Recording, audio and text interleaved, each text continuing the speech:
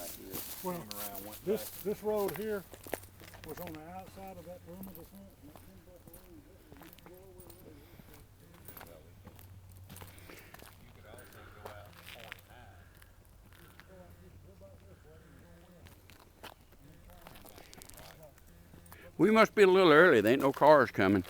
The road that we all use, it came off 41. I think Jeff's setting up ready to film when the first car comes in. Yep. So we'll have it set here in a little bit. I reckon this is camera day. Camera day. Is that something like Flag Day? You gotta have that. Let me tell you all a true story. Come in and have all this cut off the. I hadn't been in this position in a long, long time. There was a gate right here, and the gate swung this way. And it was a metal gate, and the stub ended right here, and the guardrail was about here. And it was hinged,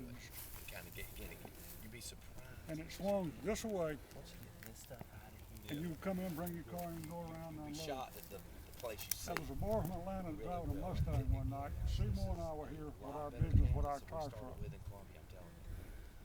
And he got spun coming down this back straightaway. And as big as this racetrack is, even those days you were hauling butt.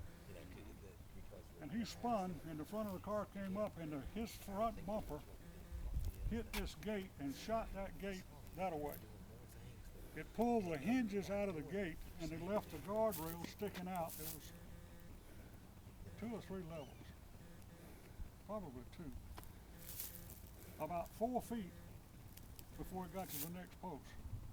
His driver's door hit those protruding guardrails, and the guardrails cut through his car, through the roll bars, and got to him.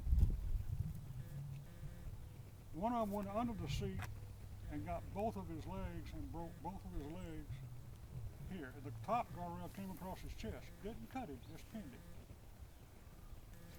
We all run over here. The fuel cell went out down through here. They have an EMT ambulance here, and he brought out a hacksaw. This boy was bleeding. Something had cut him in his neck, and every time his heart would beat, it was scooting. And he was screaming because his legs were just broke all to pieces.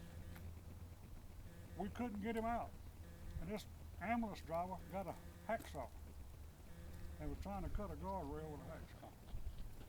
This boy was bleeding to death, so I went in the car and took my pocket handkerchief and plugged this boy's neck.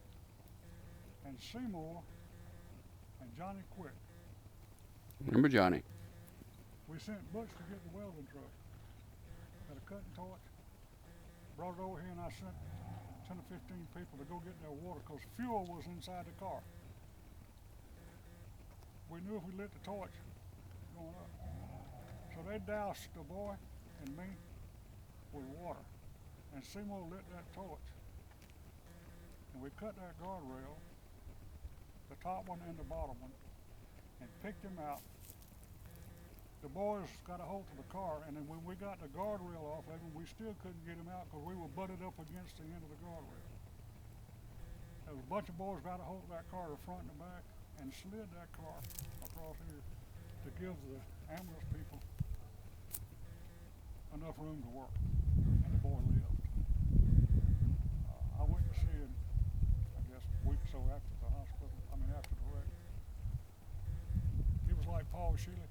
His legs were broken so bad they figured he'd never walk. But can you imagine the closeness that he came to death with that guardrail came across his chest? In other words, if he'd have been an inch forward,